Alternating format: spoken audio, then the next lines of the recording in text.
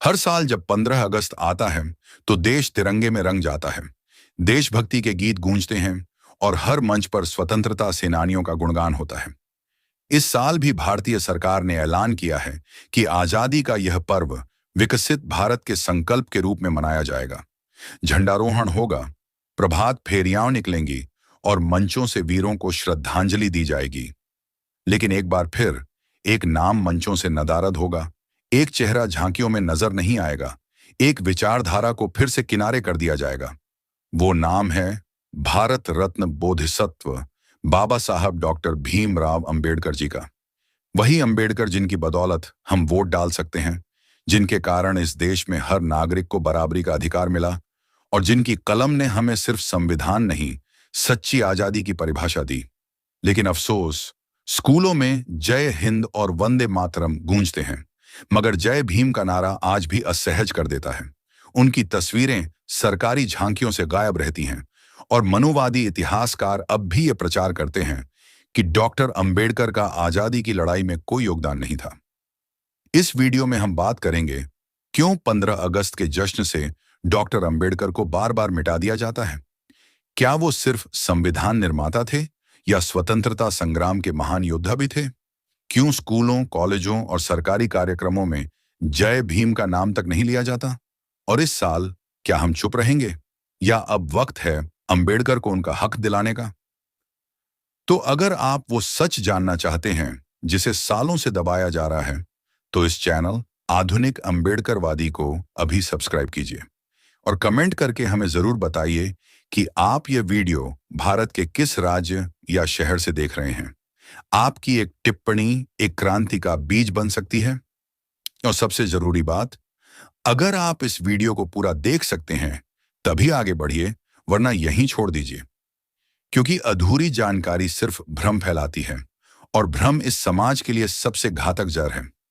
सरकार हर साल 15 अगस्त पर नया नारा गढ़ती है, हर घर तिरंगा, नया भारत, विकसित भारत, एक भारत श्रेष्ठ भारत।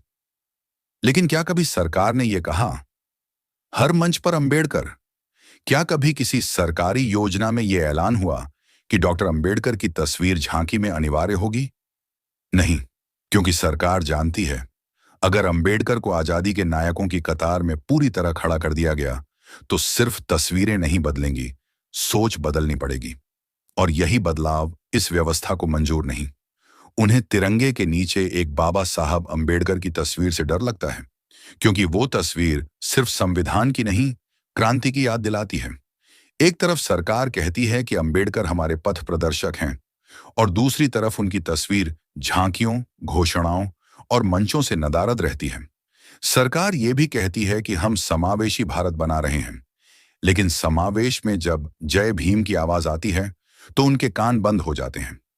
तो सवाल सीधा है, क्या सरकार सिर्फ नारे बनाएगी या बाबा साहब को उस जगह भी देगी जहां वो हमेशा से होने के हकदार हैं? आजादी के जश्न में सबसे आगे जब भी कोई डॉक्टर भीमराव अंबेडकर की बात करता है तो जवाब आता है, हाँ हाँ जानते हैं, संविधान निर्माता थे ना, और फिर बात वहीं खत्म कर दी जाती है। लेकिन मनुवादियों की इस एक लाइन में इतनी चालाकी छुपी है जितनी अंग्रेजों की डिवाइड एंड रूल नीति में थी। संविधान निर्माता कहकर उन्हें आजादी के संघर्ष से काट दो, समाज सुधार की लड़ाई से अलग कर दो और हर बार यही रट दो कि वो सिर्फ एक कानूनविद थे। लेकिन सच क्या है? डॉक्टर अंबेडकर एक व्यक्ति नहीं, विचारधारा थे, और यह विचारधारा सिर्फ संविधान तक सीमित नहीं थी। क्या किसी ने बताया कि डॉक्टर अंबेडकर ने महिलाओं के लिए सबसे क्रांतिकारी कानून हिंदू कोड बिल लाया था? जो पारित हो जाता तो आज भारतीय महिलाओं को दशकों पहले समान अधिकार मिल चुके होते। लेकिन क्या हुआ? मनुवादी संसद ने उस बिल को रोक दिया, क्योंकि उन्हें एक अछूत कानून मंत्री का महिलाओं को बराबरी देना पच नहीं रहा था। और डॉक्टर अंबेडकर ने क्या किया? उन्होंने इस्तीफा दे दिया, क्योंकि उनके लिए कुर्सी से ज्यादा जरूरी था न्याय। उन्होंने केवल संविधान नहीं, समाज की रचना की थी। क्या आपको पता है कि डॉक्टर अंबेडकर ने जल संसाधनों, बिजली और औद्योगिकरण पर भी विस्तृत योजनाएं बनाई? उन्होंने देश की अर्थव्यवस्था को दिशा देने के लिए स्टेट सोशलिज्म का खाका खींचा था, जिसमें संसाधनों का मालिकाना हक जनता के पास होता और हर नागरिक की बुनियादी जरूरतें राज्य की जिम्मेदारी होती। लेकिन ये विचार आज भी इतिहास की किताबों में नहीं, बहस के बाहर रखे गए हैं।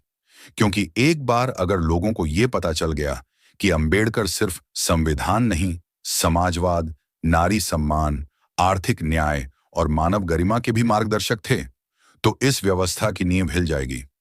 ध्यान से देखिए, उन्हें जानबूझकर लॉ कारीगर बना दिया गया है ताकि क्रांति की उनकी छवि धुंधली की जा सके। वो जो भारत को तर्क, विज्ञान और बौद्धिक साहस से भर देना चाहते थे, उन्हें बस संविधान तक सीमित करके सिस्टम फ्रेंडली बना दिया गया, ताकि बच्चा पढ़े तो कहे, ओह, डॉक्टर अंबेडकर ने संविधान लिखा, अच्छा काम किया। लेकिन वो यह ना पूछे कि उन्होंने जाति क्यों तोड़ी, धर्म क्यों बदला। और यहीं पर चाल चल दी जाती है कि अंबेडकर को सम्मान दो लेकिन सवाल न बनने दो।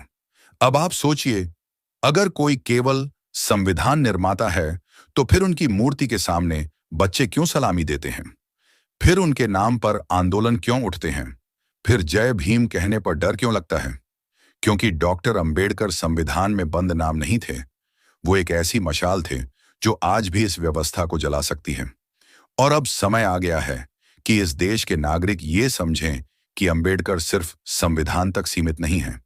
वो हर उस सोच में जिंदा हैं जो बराबरी, सम्मान और इंसानियत की बात करती है। जब भी कोई मंच पर भारत माता की जय बोलता है, तो भीड़ तालियां बजाती है, झंडा लहराया जाता है, और फिर शुरू होता है गांधी जी की महानता, नेहरू जी की दूरदृष्टि, सुभाष चंद्र बोस की वीरता, भगत सिंह की कुर्बानी। लेकिन एक नाम जो इन सब के संघर्षों को अर्थ देता है, जो आजादी के बाद इस देश को समानता का असली रूप देता है, वो नाम मंचों से गायब कर दिया जाता है। हाँ, मैं बात कर रहा हूं भारत के असली नायक, बोधिसत्व डॉक्टर भीमराव अंबेडकर की। किसको कहते हैं असली नायक? वो जो खुद जला हो लेकिन दूसरों के लिए रोशनी बना हो। डॉक्टर अंबेडकर न तो किसी राजा के बेटे थे, न किसी सत्ता के संरक्षण में पले बढ़े। वो उस समाज से आए थे जिसे भारत माता की गोद में बैठने का भी अधिकार नहीं था। फिर भी उन्होंने सिर्फ अपने लिए नहीं, पूरे देश के लिए संविधान लिखा, जिसमें राजा और रंग, ब्राह्मण और दलित सब एक बराबर हों। क्या ये किसी युद्ध से कम था? और अगर ये युद्ध आजादी का नहीं था, तो फिर आजादी किसे कहते हैं? भारत माता के नाम पर राजनीति करने वालों से एक सवाल। आप भारत माता की जय बोलते हैं, लेकिन क्या भारत माता का बेटा डॉक्टर अंबेडकर नहीं था? क्या वो बेटा नहीं था जिसने भारत को सिर्फ स्वतंत्र ही नहीं, एकजुट भी किया? लेकिन अफसोस, भारत माता की झांकी में आज भी उसका ये बेटा गैर हाजिर रहता है। क्योंकि अगर अंबेडकर की तस्वीर मंच पर रख दी गई, तो वहां जाति तोड़ने की बात करनी पड़ेगी, सामाजिक न्याय पर भाषण देना पड़ेगा, और जय भीम के नारे भी मंजूर करने पड़ेंगे। और ये सब करना मनुवादी सोच के लिए सबसे बड़ा खतरा है। डॉक्टर अंबेडकर को भूलना सिर्फ एक गलती नहीं, एक साजिश है। उन्हें झांकियों से गायब करना, स्कूलों की किताबों में सीमित करना और मंचों से दूर रखना, ये सब अनजाने में नहीं हुआ।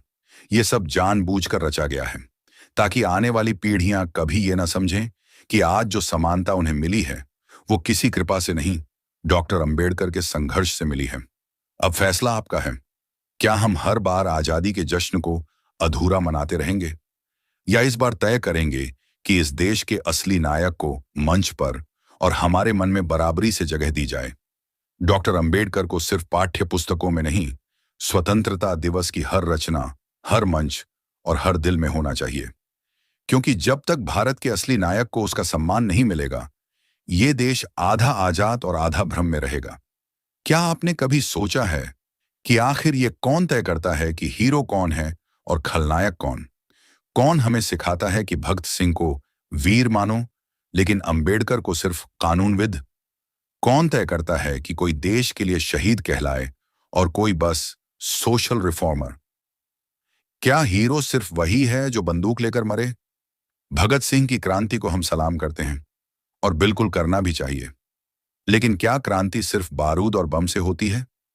क्या वो क्रांति नहीं थी जब एक अछूत कहा जाने वाला व्यक्ति विदेशी धरती पर बैठकर अंग्रेज सरकार से कहता है, हमें राजनीतिक ही नहीं, सामाजिक स्वतंत्रता भी चाहिए?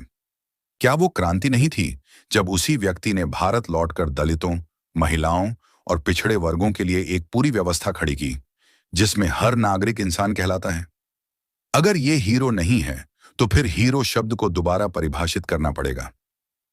इतिहास में हीरो वही बना जो सत्ता के लिए सुविधाजनक था। याद रखिए, हीरो वही बनता है जिसे सत्ता हीरो बनने की इजाजत देती है। डॉक्टर अंबेडकर ने न तो सत्ता से समझौता किया, न ही पंडितों के पैर छुए, न ही मंदिरों में घंटियां बजाईं। उन्होंने कहा, मैं उस धर्म को नहीं मानता जो इंसान को इंसान नहीं समझता। और यहीं से शुरू होती है उनकी क्रांति को छुपाने की साजिश। क्योंकि जिस दिन लोग यह समझ गए कि अंबेडकर सिर्फ संविधान नहीं, बल्कि सोच और व्यवस्था को तोड़ने वाले योद्धा थे, उसी दिन ये मनुवादी ढांचा ढह जाएगा। सोचिए, अगर अंबेडकर सत्ता के लिए सुविधाजनक होते, तो क्या उनकी सिर्फ एक मूर्ति होती, या हर सरकारी झांकी में सबसे आगे चलते? अगर डॉक्टर अंबेडकर की क्रांति बस किताबों में होती, तो आज भी जय भीम सुनते ही सिस्टम को झटका क्यों लगता है? क्योंकि वो हीरो थे, लेकिन सत्ता को पसंद नहीं था कि लोग उन्हें हीरो माने।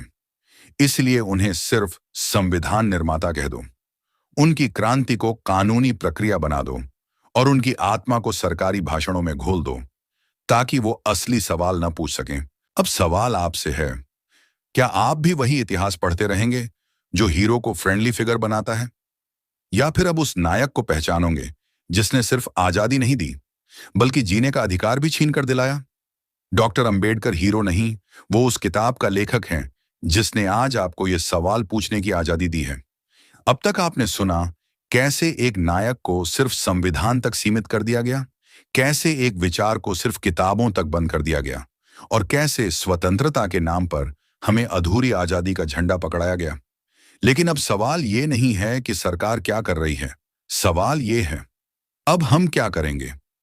क्या हम हर साल इसी तरह झूठा जश्न मनाते रहेंगे?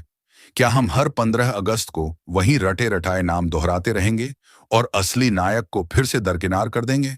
या अब हम तय करेंगे कि मैं डॉक्टर अंबेडकर को सिर्फ किताबों में नहीं, हर तिरंगे के नीचे, हर मंच पर, हर मन में जगह देंगे?